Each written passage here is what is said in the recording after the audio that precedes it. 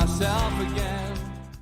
Good morning and welcome to NUFC Matters with me, Steve Wraith. I am not on the road to Crystal Palace today, so this is live. Myself and my good mate Mick. How are you? I'm very good, and you should be very grateful you're not on your way to Selhurst. I know you'd love to be there. I'd love to be there. But I'm telling you, we all know if there's one back hole of the Premier League, if there's one back of beyond football ground in this country, it's probably Selhurst Park. It is a nightmare to get to. So anybody who might be watching or listening on the train or wherever, safe journey there and safe journey back, because it is a hell of a trek, Selhurst Park. And it's not the nicest and best of places to go to once you're there. So fair play to I think it's 1,800 who are going there today. God willing, you'll get a result and have a good day. Yeah, fingers crossed. Hope they do, and look forward to seeing that later on. Wow, that was the week that was part two. Last week we had a takeover to talk about. This week we have a managerial departure to talk about, Mick. We all knew it was coming. It was a question of when. Did it surprise you that he got his 1,000th game at Tottenham, and then the guillotine fell? Well, I think I said last week, Steve, that, I think it would have been churlish if they didn't have anybody lined up. And clearly, because they still haven't appointed anybody, they haven't got anybody lined up just yet.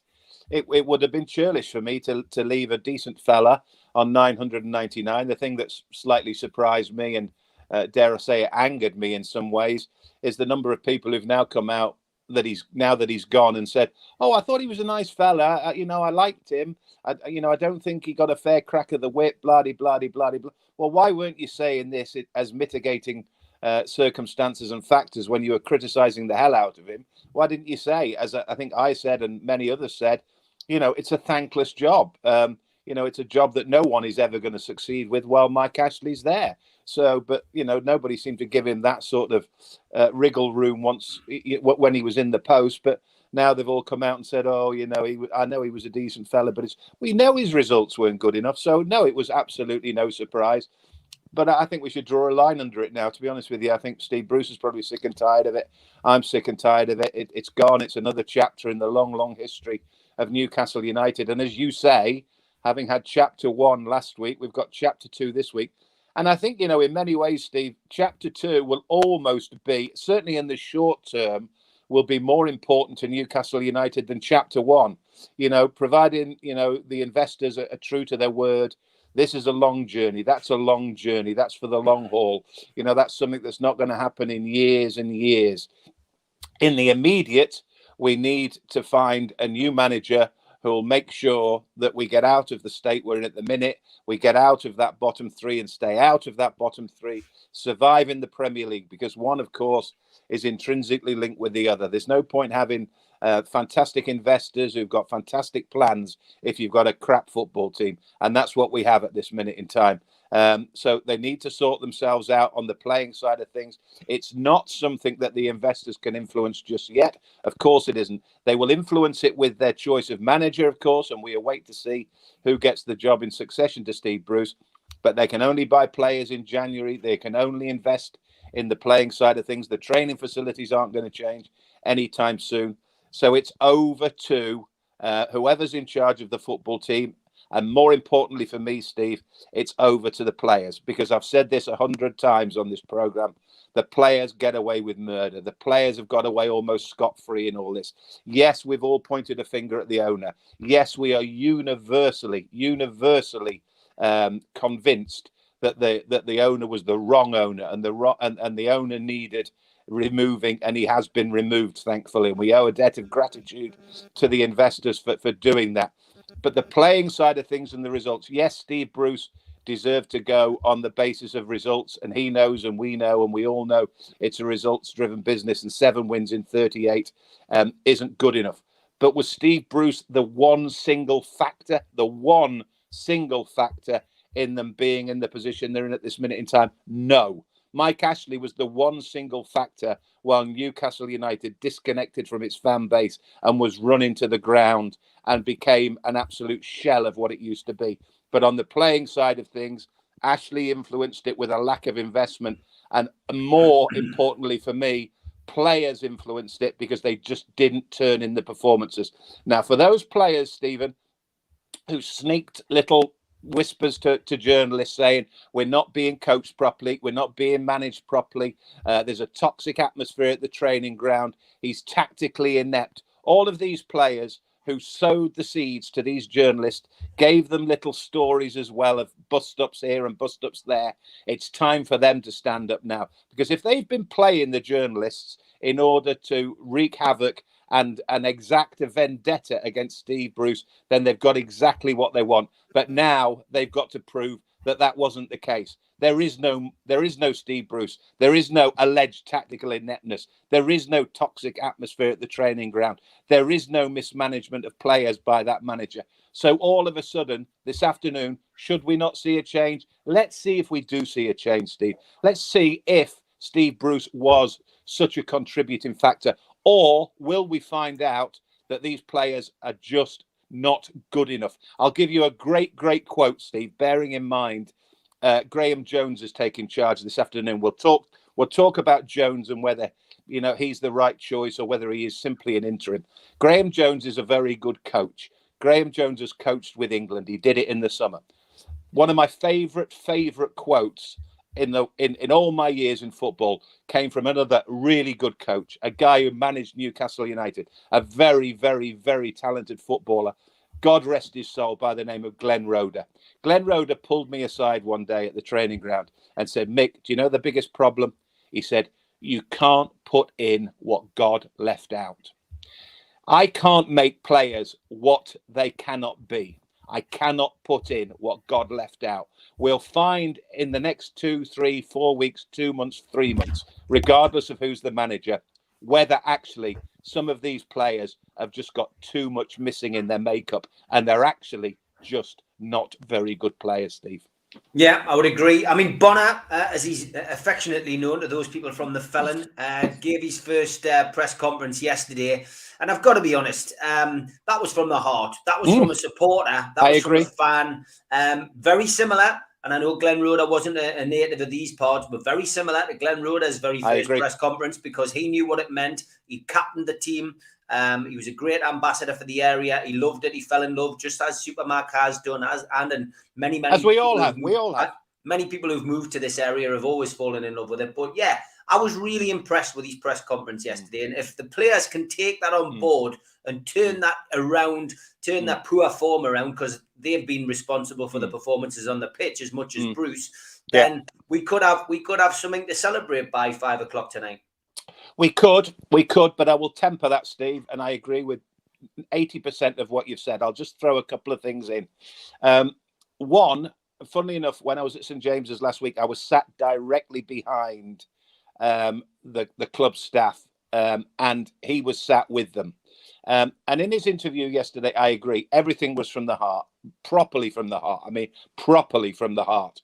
But heart will only get you so much, Steve. Heart will only get you so much. There were a couple of not worrying things, but I think things that highlighted exactly what Graeme Jones is and a manager is not. And when he talked about, I'm much happier in the stand, I'm much happier with an overview, and slightly worryingly, I'm much happier when I've got the video in front of me so I can rerun it and run it back again, and then run it forward and run it back, so I can pick up on the problems that are happening on the pitch and I can change them. I.e. Leeds United. Remember, first 20 minutes against Leeds, getting overrun. He comes bombing down from the stands and says, look, we need to go to a flat 4. We need to move Richie away from this vacuum at left back, which still persists, by the way. Now, he did that because he's playing with a videotape in the stands directly in front of me, as I was last week. So, he's a manager now. He's on the touchline. Steve, you have to think on your feet. You don't have the benefit of walking back into the dugout, having 2 or 3 minutes playing with the tools and saying, oh, yeah, see what happened there. What we didn't do was we didn't do this and we didn't do that. It's a different world being exposed on that touchline. It's a lonely world being exposed on that touchline. So that slightly... it doesn't worry me, because the poor lad's been thrown in at the deep end. And as I say, I think his heart is very much in the right place. But I think certainly long term, it gives me the impression that he probably isn't going to get the job long term. The other thing about the long term is there was a sentence in his press conference yesterday where he said, "I've been given assurances about my future. I've been given the next 2 games for definite. I've been given Chelsea and Crystal Palace, but I've been given assurances about my future."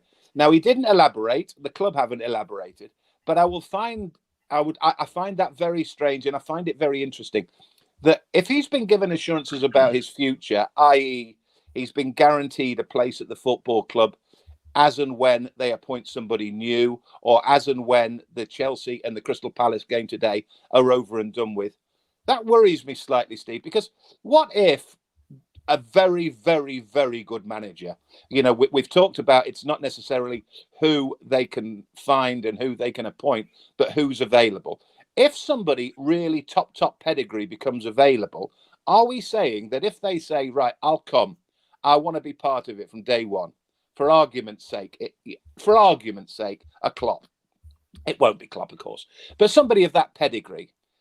Do they then have to turn around and say, well, you can't bring your own backroom staff because we've promised this lad Graeme Jones a spot regardless. We've given him assurances he will be at the football club. Because as we know, managers bring their own backroom staff. Managers have their own people. There is no room for sentiment. That's why Steve Bruce can sit at home today saying, right, it's part and parcel of management. I didn't like the abuse, but that's what happened. New brooms sweep clean. New people come in and they have their own ideas. New managers come in, Steve, and they have their own backroom staff. It happens 90% of the time. So what happens if Graeme Jones has been given assurances, if somebody we really need and really wants the job, but needs to bring in all of his backroom staff? Just a thought. Yeah, it's a good thought. And, obviously time's going to tell. I mean, let's talk a little bit about managers and coaches who've been linked with Newcastle United. We've done it before. We've speculated when Bruce was in the job. Now he's out of a job. Speculation becomes a little bit more relevant. And, Fonseca, of course, is the bookies' favourite. Eddie Howe, of course, we know that he's out of a job at the moment and would be keen to get back into top level football. There has been a few other names bandied around. Conte seems to have disappeared now. Mourinho's ruled himself out, although the performance of his team midweek says he's ruled himself in. But in theory, it looks as if it's down to like a Fonseca Campos or an Eddie Howe. Is that good enough for Newcastle? Do you think the fact that there's a delay means that they're not sure? I think there's a delay, as you say, because maybe they're not sure. I'll broaden this in a second with regard to delays, etc., and whether they don't know. On the subject of managers, I gave up years ago, Steve. Honestly, I gave up years ago. I could tell you stories that would make you what little hair you've got would curl. Hey, I'm no one to talk on that front.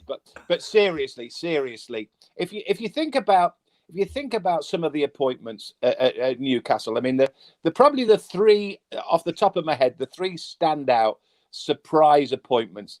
KK first time around, believe me, that happened in an absolute instant. How the breweries kept that quiet, mind you, these were in days prior to social media, etc. But genuinely, that was kept under wraps, and that was a major surprise.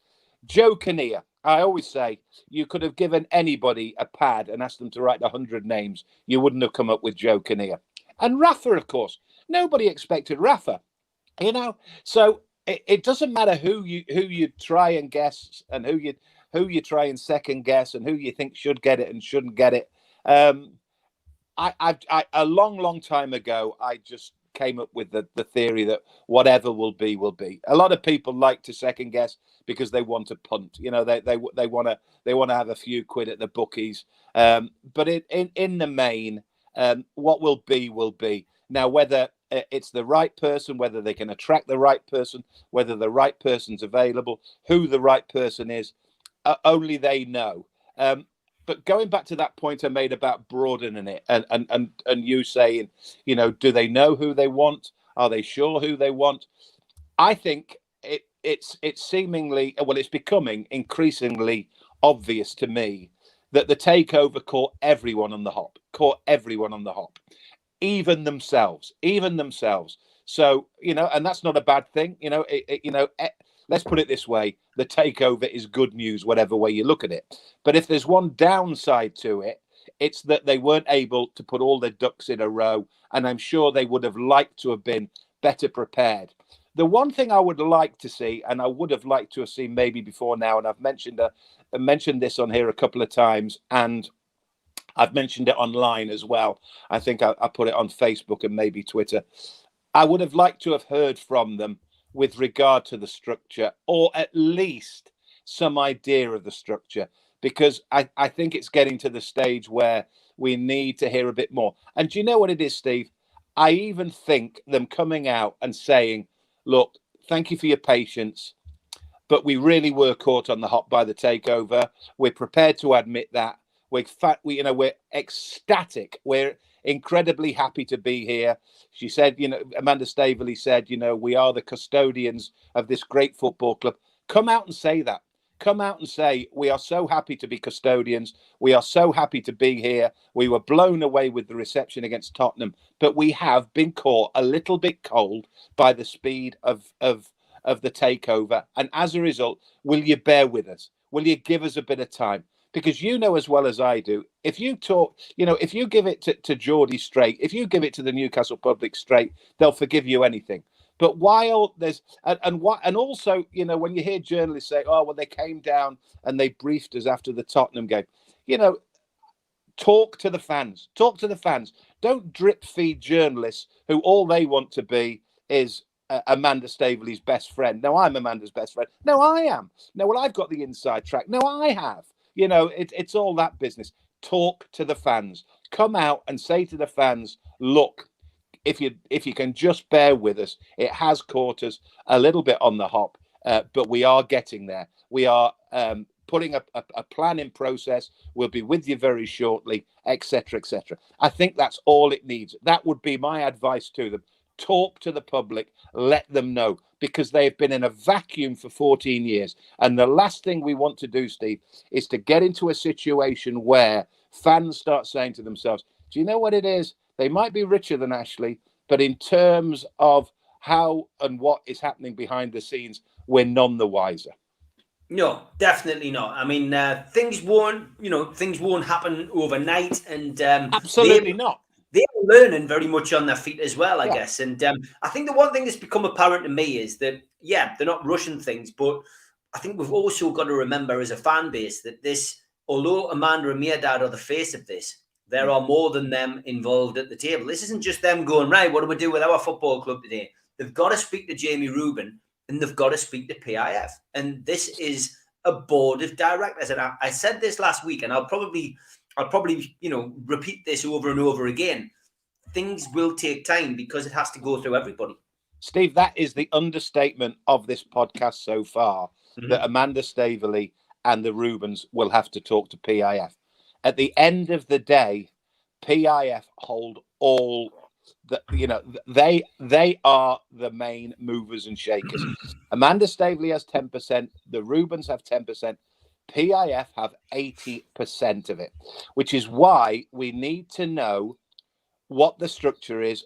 Who are we dealing with? Have Newcastle fans, have Newcastle United Football Club at St James's Park, at the Gallagher, physically got a presence from the consortium day in, day out? Is there somebody in there who we can feel like is running the football club? Now, whether they're genuinely running the football club, of course they won't be, because everything will have to go back to Riyadh. Everything will have to go back to Saudi Arabia. Everything will have to be signed off by PIF. That is just common sense business.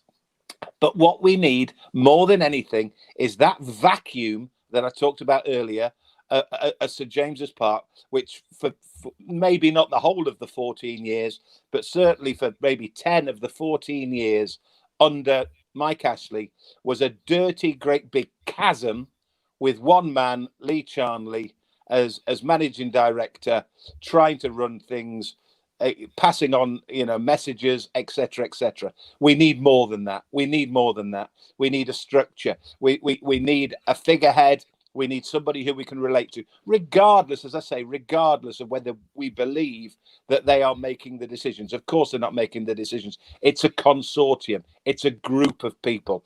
But we need somebody to relate to, whether it's Amanda Staveley, whether it's a director of football, whether it's a chief executive, whatever the title, whoever it is, whatever they do, we need to be able to relate to somebody. We need to feel the human touch again. They need to get the common touch back, because as we all know, the most important people at that football club are the fans.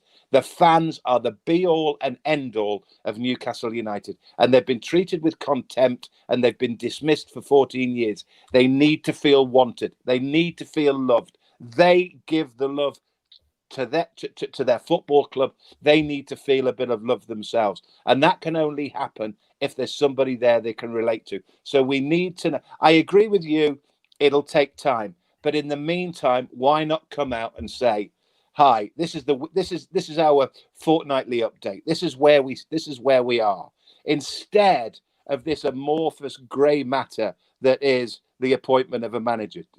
Suddenly he had one game, then he had 2 games. People are then talking about him getting the next game, Graeme Jones. People are talking about maybe it'll go to January. People are talking about this person and that person. We need a bit more definition, Steve. We need a bit more certainty. We don't want them. We don't need them to come out and say, right, January 2022, we're doing this. In the summer, we're doing that. The training ground will be finished by 2027. We'll have built this by 2020. We don't need that. But what we need in the meantime is some level of input from them and some level of conversation with them. And it might only, as I say, be a small thing. Just, please bear with us. Those 3 words, whatever it is, please bear with us, 4 words. That in itself would make the Geordie public feel more wanted than they've felt for the last 14 years. I agree. Lots of questions coming in. Just place them in the chat, and we'll get to as many as we can. Doug Hall is straight in. He says, "Do you think?" Dougie? Not the Dougie Hall. He says, "What do you think of the transfer committee that's been supposedly set up for the new manager?" There's loads of rumours being heard. I've heard different stories. I'm not sure there's a transfer committee. Steve, I rest my case. Doug's come on and said, what do you make of the transfer committee? What transfer committee? Who knows if there's a transfer committee? We all know, because of the love for that football club, it's the worst city in the world for rumour and counter rumour. There are stories galore. If you believe about 1% of them, you're probably on the right lines. So we don't know if there's a transfer committee.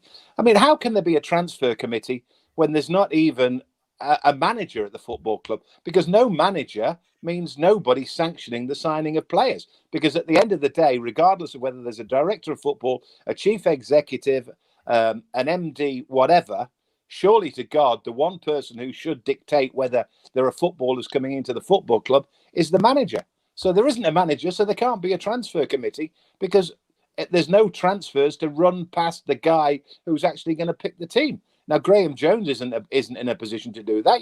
You can't give Graeme Jones the ability to sanction a transfer committee or sanction the thought that we might go out in January and buy such and such. It can't happen. This is why we need a bit of structure. This is why we need a bit of insight into what might or might not be happening. And it doesn't matter if nothing's happening for the immediate, because, as I say, we have to convince ourselves and we have to reassure ourselves that this club is going to get better. This club is going to hopefully rise again. Yeah, fingers crossed. Dave, I'm not sure what the media pylon EE have had. I'm not sure what that is, mate. You want to embellish on that? I thought that was a mobile network. I'm not 100%. I'm not 100% sure, Dave. If you can let us know, unless we're signing Eduardo Everard as the next manager, I don't know.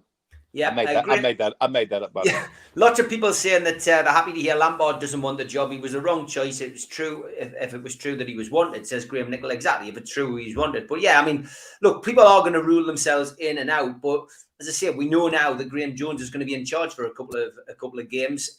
It's going to give the new owners time, and it's going over the same ground. But if Lampard's pulled out, I don't think it's a bad thing. He wasn't my first choice. seeing Supermac after the game last weekend, he put up a good case for him. He thinks he would be a decent manager. But look, Kevin Keegan, you mentioned it before. Kevin Keegan was playing golf for 7 years in Marbella. Yeah. And never managed ever at a football club. Came in and changed the fortunes around. It could just take somebody like that to come in who everybody goes, oh, God, why on earth have they appointed him? It could just be the right person at the right time. Steve, there is no hard and it's a bit like that. What's that old saying?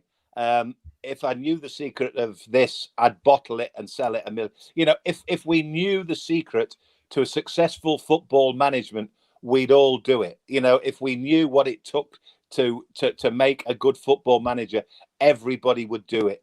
There is no hard and fast rule, as you say. One manager could suit one football club and not suit another football club. There's no guarantees. I remember, God rest his soul, Freddie Shepherd, sitting down with Freddie, who was desperately trying to get it right, and he'd gone down the line of superstar manager. He'd gone down the line of somebody who knew the club. He'd gone down the line, and they kept trying to find a successor to Kevin. And they couldn't do it, and there is no guarantees. There is no magic. If there was a magic formula, as I say, it would be sold on the shelves of Sainsbury's, and club owners and club directors would be buying it by the gallonful. You just don't know. The one thing about Lampard, I would say, is what you sometimes find in these situations, Steve, is that once people start ruling themselves out, that suggests to me that behind the scenes, and believe it or not, people within football do know. Rank and file, the likes of you and I, even journalists who pretend they know, they don't know. But those within football, those who are really well connected within football, do get to know what's happening. There was an ex-player last night on 5 Live, and I won't name him, but you could probably work him out if you listened to 5 Live last night.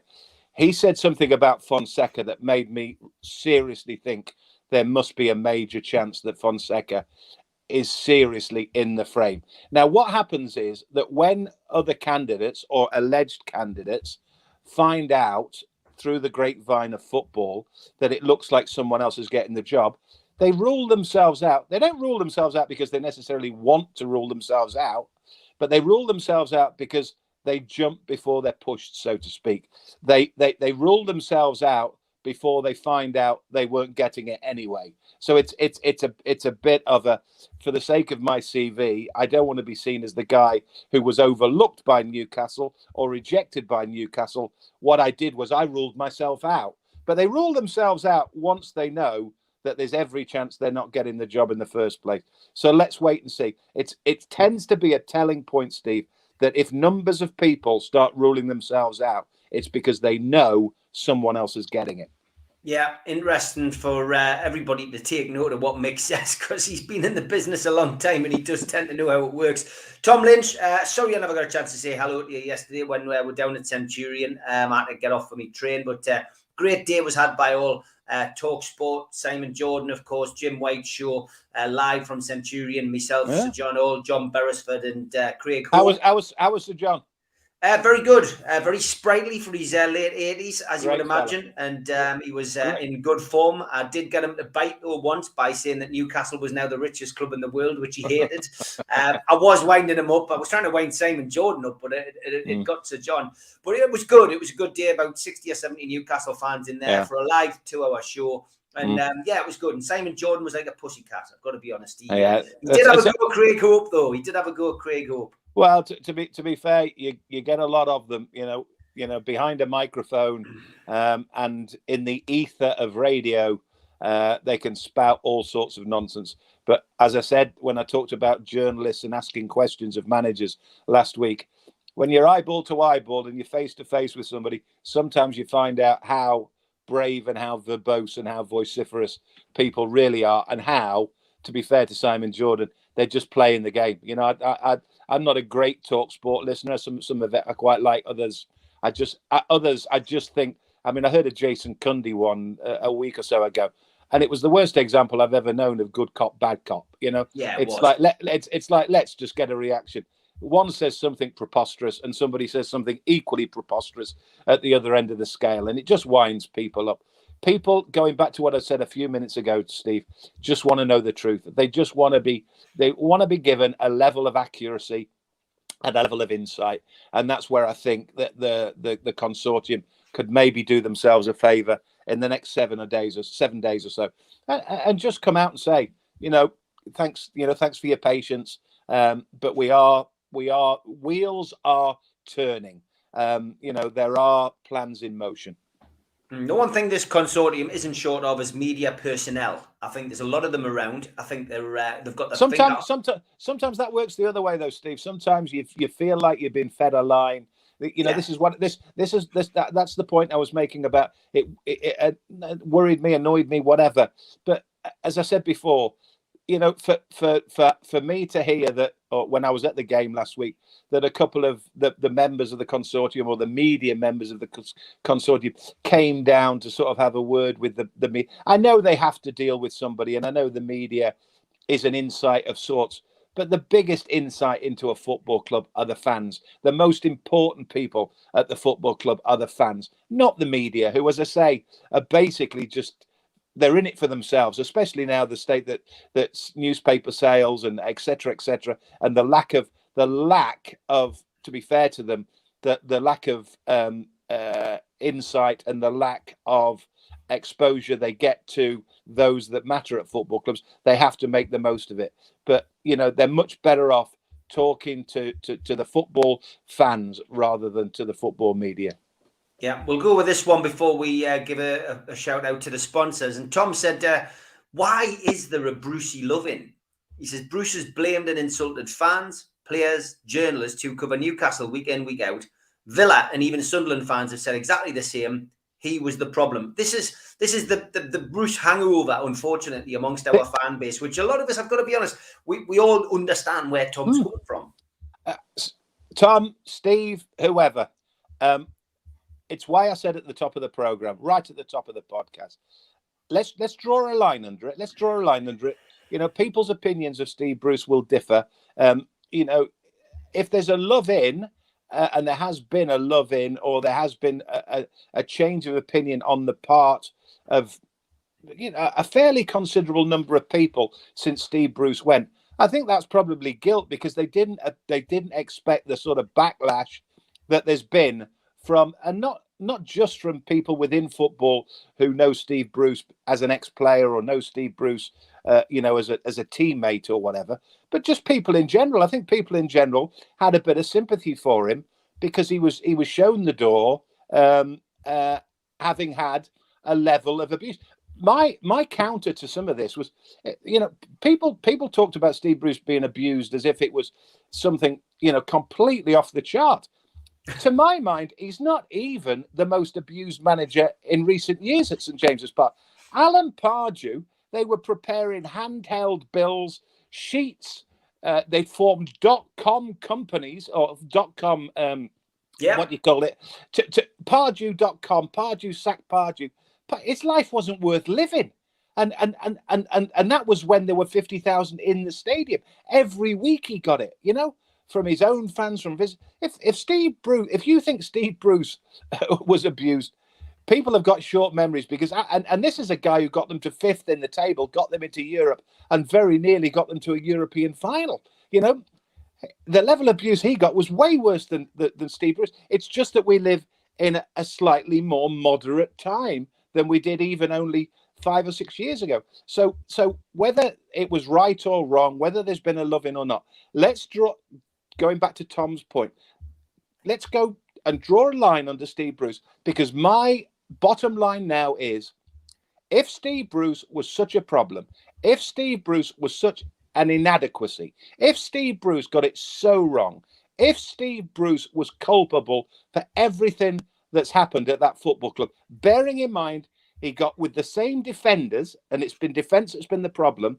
He had the same defenders as Rafa Benitez, and he got the same number of points, more or less, same number of games won, same position in the table as Rafa Benitez. So he's basically not done any different with the defenders.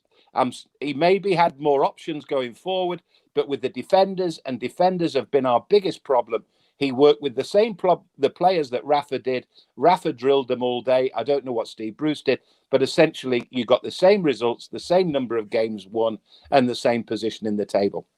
So going back to, as I say, Steve Bruce disappearing from the football club, then if these people believe that he was the antithesis, if they believe he was the Antichrist, Steve Bruce, and he was responsible for all of this, then happy days, Steve, because we have to, don't we? We have to see an upturn. We might not win today, we might not win, but it's going to get better, isn't it?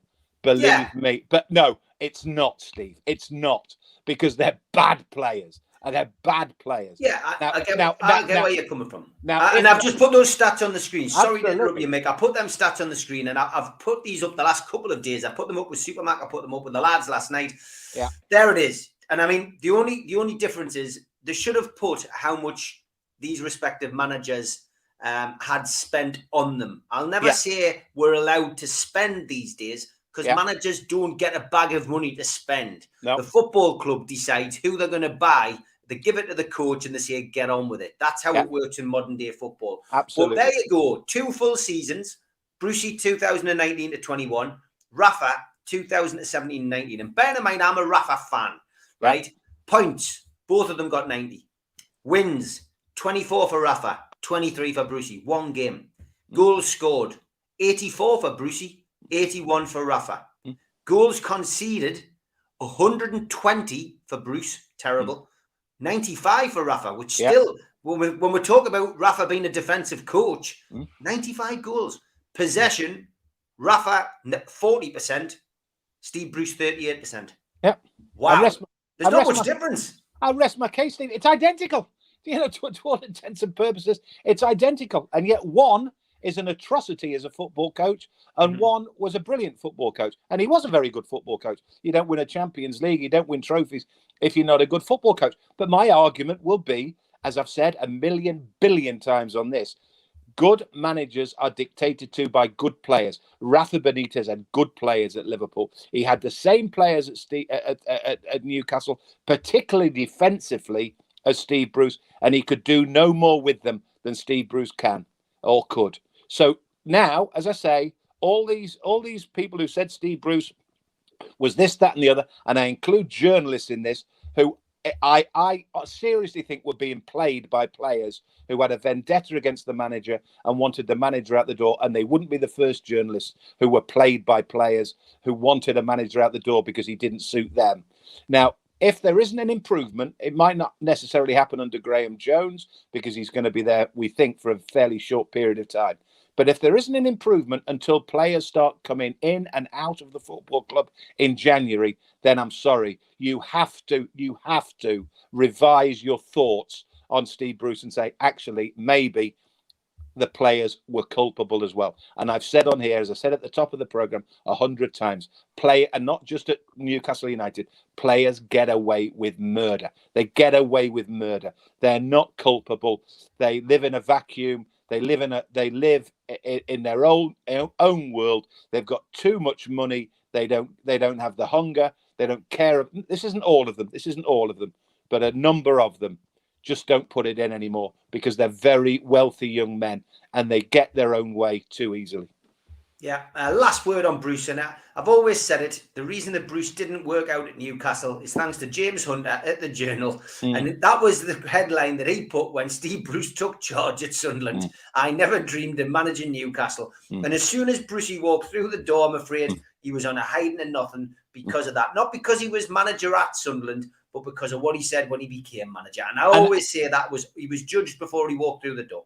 And I think fans are well within their rights to believe that, to take note of that, to have it influence their mindset on Steve Bruce. But they are fans. I'm talking about people who should know better. I'm talking about journalists. Journalists can't come out and say Steve Bruce. I don't like Steve Bruce because he once upon a time said what he said when he was at Sunderland. These people are trying to vindicate their actions by saying he's a rank bad coach. He's tactically inept. He didn't run the place properly. There was a toxic atmosphere. And they even say, I'm being told. There are players in that dressing room who don't want him. Well, let's just see what those players in the dressing room and how good they are now, because they've got rid of the problem. The problem's gone. The problem of ownership was 100% down to Ashley. That's gone. We've got new owners. Happy days. The problem of Steve Bruce has now gone. Let's just see if the problem disappears in terms of results. Let's see if suddenly we're expansive. Let's just see. Because this argument, Steve, this argument that they are a better set of players and a better team than they ever looked under Steve Bruce, I don't buy. I don't buy it. I watched them against Tottenham last week. It was the closest thing to men against boys I've ever seen. And it wasn't even Tottenham's first team. It wasn't even a good Tottenham team. But they ran us ragged. Defensively, we're atrocious. And yes, you can put a certain amount down to tactics. You can put a certain amount down to formations. But first and foremost, you have to ask yourself, are these players good enough? And they're not good enough, a lot of them. Yeah, not going to get any arguments from me. It's the same team that got promoted in 2016-17. It's you know, we've gone backwards, not forwards, unfortunately. Big shout out to the sponsors. As always, Spider VPN for your internet security. Google Spider VPN. They come up at the top of your Google search. They are the boys to trust. Halloween's on its way, and Sir Bobby is on his broom. And Skips and Bins are the boys to trust as well for all your easy contract free and pay-as-you-go waste collection. Telephone 0800 25 45 25 3. Email inquiries at skipsandbins.com. Website www.skipsandbins.com. They are the boys to call if you want something taken away. And L&G Family Funeral Directors 0191 389 7245. Thanks for your sponsorship this month. And qtechshop.co.uk, the makers of pool tables and snooker tables in Wallsend in Newcastle. Also a big shout out to John at Jab Signature for continuing to make our flyers, which he has done since we started the podcast at the start of COVID's lockdown. And if you're a first-time visitor to the channel, please subscribe. Click the Newcastle Legends logo in the bottom right-hand corner, and you can subscribe for free. Hit the thumb up to like the video, and click share to share to your other social media. Drop into the comments to pose a question or to speak to like-minded Newcastle fans. We're also available as a podcast on iTunes and Spotify and on Podbean and other podcast providers. It tends to go up on it as a podcast, usually 24 hours after the show has finished. Got a lot of events coming up. This week, we have an evening with Gavin Peacock, 29th of October. You can still get tickets for that event at the Tyneside Irish Centre this coming Friday. Gavin doing the Newcastle launch of his book with Gibbo, asking the questions. We have our Christmas party on November the 19th. Which takes place at the Irish Centre as well. And last but by no means least, Peter Beardsley will be appearing at the Irish Centre on the 26th of November. Still tickets left for all three events, all available from newcastlelegends.com. Click shop and you can buy your tickets online. I'm comparing a night down in Whitley Bay this Thursday with Rob Lee. Yes, laurelswhitley.co.uk is where you can buy your tickets. Looking forward to that. And I'm doing another one for the food bank, this time with supermarketbobix.com, Thursday the 9th of December. All proceeds are going to the food bank. Don't forget, match day today. You can also donate to the food bank from home, NUFC fans, foodbank.co.uk. The match day bucket is operational. You just go to that website and make a digital deposit, which gets you into the raffle to win that lovely timepiece. Still time to win that, folks. And don't forget, we do T-shirts week in, week out for the food bank. Just follow at Steve Wraith on Twitter and you can enter. Last week's T-shirt brought in an accumulative amount of £325 for the food bank. Thank you very much, as always, for bidding and for your generosity on that. Click at Steve Wraith. It's pinned at the top. Get bidding. The winner will be announced on Friday for the new T-shirt. And the raffle for the Peter Beardsley signed trainers is still ongoing. NUFC fans food bank. And that will be drawn on the 26th. A pair of custom-made Peter Beardsley trainers. You see the McEwen's lager top there at the side. Beardsley, the name on there. The Premier League badges on the back. Tickets are £1 from NUFC fans, foodbank.co.uk. And the trainers were provided by I Am The Renovation. And just a couple of ideas for Christmas. We have got a big show coming up, of course, with Peter Beardsley at the Tyne Theatre. And if you get yourself onto Groupon, or on Voucher. They're like some discount websites. You may or may not have heard of them. We are doing a fantastic event this coming January. Now, the Tyne Theatre is on Westcott Road. It is the oldest working Victorian theatre in Newcastle, and the event that we're doing is an evening with Peter Beardsley and Mick Lowe. So get yourself onto Voucher, get yourself onto Groupon. They will make some cracking Christmas presents for a Newcastle fan, and there is a meet and greet option. There's just standard tickets if you just want to sit in the gallery and watch the show, but it is at the Tyne Theatre. It's sponsored by Spider VPN. Want to give them a big shout out for that. Sunday, the 30th of January next year, and it's an afternoon event.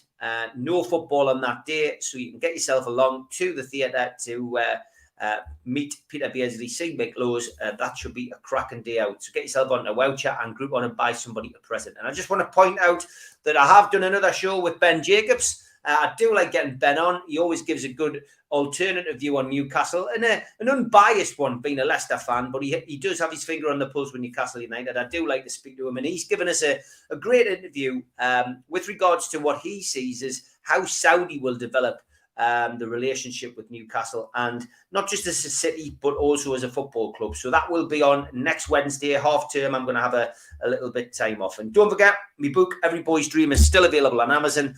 I will have some copies of that at the Gavin Peacock night if anybody wants to buy one, but you can get them on Amazon. And if you do buy one, if you've already bought it, please do leave a review. Mick, What is your opinion on getting a director of football in? Is it a top priority, or do you think bringing a top manager in who can have input on the selection of a director of football is more important? Great question, Michael. Yeah, I mean, I think I said last week that the directors of football, I think they only really work when there's a relationship between the director of football and the manager, and there has to be that relationship. There has to be a good working relationship. I think too many times in football, as I said last week, I think directors of football are put in by boards and owners just to keep an eye on the purse strings, just to keep an eye on the playing side of things, and sometimes they're not all singing off the same hymn sheet. It also depends what you want your director of football to be. You know, I've just spent 5-10 minutes talking about how I'd like to know and would be interested to hear what the structure of the football club will be. You know, whether there will be at St James's Park a chairman, whether there will be a chief executive, whether there will be a director of football. But, for me, there has to be a hierarchy at St James's Park. In the same way that, there once upon a time, there was Freddie Shepherd, there was Russell Cushing, there was Sir John Hall, there was Freddie Fletcher. There were all these, these great people who, were essentially there for the fans. They were there to run that football club, and they ran that football club from the place that football club should be run from, St James's Park. Now, it's difficult in the world of consortiums, it's difficult in the world of big business, but believe me, Steve, I was thinking this morning, we've gone from a scenario where the football club was run by the Magpie Group and Sir John and Freddie, which was essentially, dare I say it, the town hall in the town where everybody had the right and the opportunity to go up and knock on the door and ask questions. We moved from the millionaires who ran the town hall to, the guy who came in as a billionaire and sort of ran it from out of town. And as a result, was rarely seen at football games, was rarely seen in the area because he was out of town, because he was down the motorway, and there wasn't that sort of rapport, and there wasn't that relationship between the owner and the fans being, as I say, the most important thing. We've now moved on from the billionaire to the multi-billionaires, and the multi-billionaires, they don't live in the town. They don't live down the road on the motorway. They live halfway around the world. So as a result, that the connect, if you think the connect was poor, and it was poor with Mike Ashley, if we're not careful, there's a danger that the connect or the disconnect could go even more random and even more remote. So it's incredibly important for me, Steve, that these people who've said the right things, and I genuinely do not doubt them, I genuinely want to hold them to their word. I genuinely wish them all the luck in the world. And at this minute in time, I'm incredibly grateful for them getting rid of the person who has been the nemesis of this football club for 14 years. But believe me, Steve, unless they back it up with actions, unless they come into town, I know the Rubens have already, they're already in town. They've already got business interests in town, and hopefully that will lead to more business investment in the town. But unless they're really true to their word and take a hold of it and bring the human touch and bring the human connect back to Newcastle United, we could find ourselves in 2-3 years' time. Yes, we might be successful. Yes, we might have improved as a football club. But is there really that feel about the place that there was when we were successful under Kevin with Sir John and Freddie? I think people like the human touch. They like the ability to know who they're relating to. So whether it's a director of football or whether it's a chief executive, whether it's Amanda Staveley, whoever it is, Steve, we need to have somebody we can relate to, somebody we can respond to, somebody we can call upon, and in and around them they can set up fans liaison committees. They can do this, that, and the other. But first and foremost, we need to be able to. It sounds silly, Steve, but you need to walk past St James's Park and feel like you could knock on the door and say, "Oh, by the way, what about Saturday?" And you need to see people going in and out of the football club. You need to see people round the town. You need to see familiar faces. You need to see somebody who you can convince yourself that there's somebody running that football club. There's somebody running that football club for the fans. If everybody's remote, if everybody's distant, because let's make no bones about it, Steve. PIF, which owns 80% of Newcastle United, is a huge, huge conglomerate. I was thinking about it the other day. It's like a giant octopus, and it's got all these tentacles going out into businesses all over the world. So you've got one tentacle going out with Disney written on it. You've got one tentacle going out with Uber. I mean, 5% of Uber has cost them £3 billion. 10% of what they've spent on Newcastle. So the tentacle from the giant octopus that is PIF is a very small one that's got NUFC written on it at this minute in time. Now, hopefully it will grow and they will invest and it will get better. But we have to keep reminding ourselves at this minute in time, if we thought we were remote from Mike Ashley and Sports Direct, we could potentially be very remote from the powers that be, i.e. 80% of our consortium. So we need some sort of, feel-good factor. We need the ability to relate. And if they're true to their word, Steve, they will do that. Abu Dhabi have done fantastic things at Manchester City. They've invested in Manchester. They've invested in society. They've invested in the community. If these people do that, then happy days. But let's just see what happens. And let's first and foremost get some sort of message from them as to what exactly the plan is. If it's a director of football, fine. I would have thought the director of football, to be honest with you, would be a little bit aside from the chief exec, the chairman, whatever. But let's see what happens. Give them time. I've no doubt in my mind they've been caught cold by the takeover. But I want them to come out and say it, and I want them to come out and say, bear with us. We really, really are here for you. Yeah, okay. Newcastle, of course, down at Selhurst Park today. We touched on it at the start of the programme. Let's look ahead to that before we finish. Not a great deal of team news, really. Injuries have started to clear up at Newcastle United. We know that John Joe Shelby, of course, is suspended after a result of 2 yellow cards against Tottenham last week. Yeah. Paul Dummett, Martin Dubravka, of course, not yet ready to return. But Miggy Almiron is available again. Of course, he missed last week's game after his late return from international duty. Stuff coming out of Crystal Palace. I think the only thing we need to know is that Wilfried Zaha, who, of course, has been ill, is now not ill. And, of course, he will start today. And the other thing we need to know, Steve, and we do know, is it's a tough place. It's a tough place. Sounds daft, it's Crystal Palace. Once upon a time, it would have been a gimme. It would have been a gimme. But these days, because of where they are and where we are, it's not a gimme. And it's a tough place. And they've ramped up the atmosphere there. It's a tough place off the pitch as well as on the pitch. And 1,800 will do well to compete with them today there. I've no doubt they will. I've absolutely no doubt they'll try. But it's a tough place. And yes, they've only got 8 points. And yes, they're sort of below halfway wherever they are. But people will have noted, and I'm sure because people look into these sort of things, they're unbeaten at home. They're tough to beat at home. It's a tough place. It's not an inviting place. The dressing rooms are poor.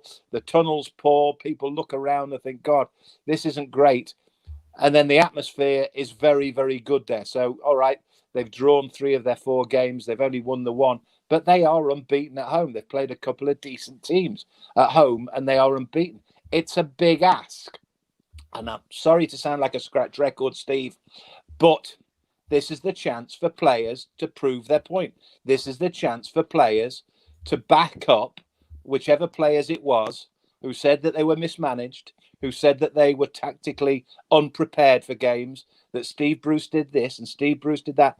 There is no Steve Bruce in the dugout anymore. This is your chance, boys. This is the chance for you to go out and show you're better players than you were under Steve Bruce. This is your chance. So go on, back it up, go out, beat Palace, get a result, and maybe then people will have sympathy for the way that you've been treated for 2 years under Steve Bruce. If you go out and you're as inept as you were against Tottenham Hotspur a week ago, you'll get beat off Crystal Palace as well, and you'll get beat off Chelsea next week, and no one will have any sympathy for you, and people might start thinking that actually the problem might all along have been players rather than managers and tactics and systems. Going to be interesting. It is going to be interesting. It's going to be interesting to see who he picks. I mean, we know there's certain players who Steve Bruce just didn't want to entertain for whatever reason. Dwight Gale, Ryan Fraser, two that really do stand out for me, and Jamal Lewis. Are we likely to see any of those 3 in the starting lineup today, do you think? Bottom line answer, Steve, I have no idea. I mean, I watched the interviews that Graeme Jones did yesterday. He kept his cards very close to his chest. I mean, what was interesting in what he was saying yesterday, and to be fair, people in football always say the same things. They've sympathy for the manager who's left his job. I got on great with him. I did this. I'm grateful to him. We got on like a house on fire. Did they really? I don't know. But what'll be interesting is, as you say, if he makes 3 or 4 changes, then was he a real Steve Bruce fan? Was he really singing from the same hymn sheet as Steve Bruce, or did he just not, or he wasn't able to have his own input? Which, to be fair to him, that might be the case. At the end of the day, a coach isn't going to tell a manager what team he should pick. He just does the coaching and puts his ideas in, and the manager makes the decisions. Which is why, as I said earlier, Graeme Jones is going to find it a very different world from sitting up behind a television screen, fast forwarding and rewinding to try and find the mistakes. He'll find that very different to being on the touchline, exposed. Oh, he's gone, killed in his prime. And now this is interesting because obviously every week Mick has an issue with his phone. It's becoming a bit like Malcolm's internet. This Malcolm McDonald, of course, used to have a nightmare on a Thursday night. Mick has disappeared. And I've cut him off in mid-prime. And I do want to get his prediction, so hopefully he'll come back. Here he comes. It's his phone that's been ringing. No, it's you. You're only booked until 12 o'clock, 11 till 12. What have you done? Is that now? You told me at the start of the program in the green room that you sorted this phone issue out. But do you know what it is? It's 12 o'clock. You've only booked this line for an hour. What you've done there is you've extended it. You need to extend it to 15:15. I love it. Okay, then let's get a prediction, Mick. Let's get a prediction. I hate to say it, they'll get beat. I just, it's a tough place. As I said, they're unbeaten at home, and it's the sort of place you don't want to go if you're low on confidence. If they win there, this sounds a bit daft, But if they win there, I think that could be as significant as winning at home against Chelsea in a week's time, because it's a more. I said last week at St James's, you can forget Tottenham and you can forget Chelsea. The most difficult game that we've got in the next 3 is Crystal Palace away.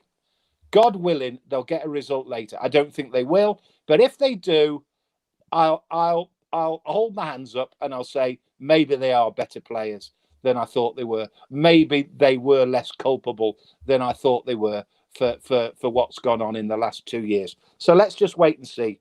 I don't fancy them, but fair play. If they get a result, then hats off to them. Fingers crossed. I'm back tomorrow night, 6 o'clock. The Stephen Holly Show, 6 o'clock tomorrow night live. We'll be looking back on the game today with Crystal Palace. Mick, look forward to seeing you next week. Have a good one, mate. For the whole 60 minutes, hopefully.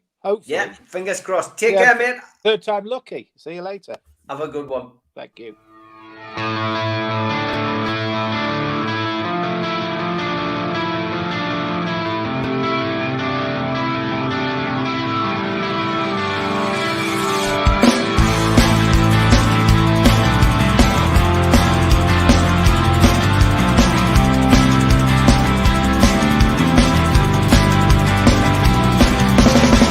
Head back with the critics of time.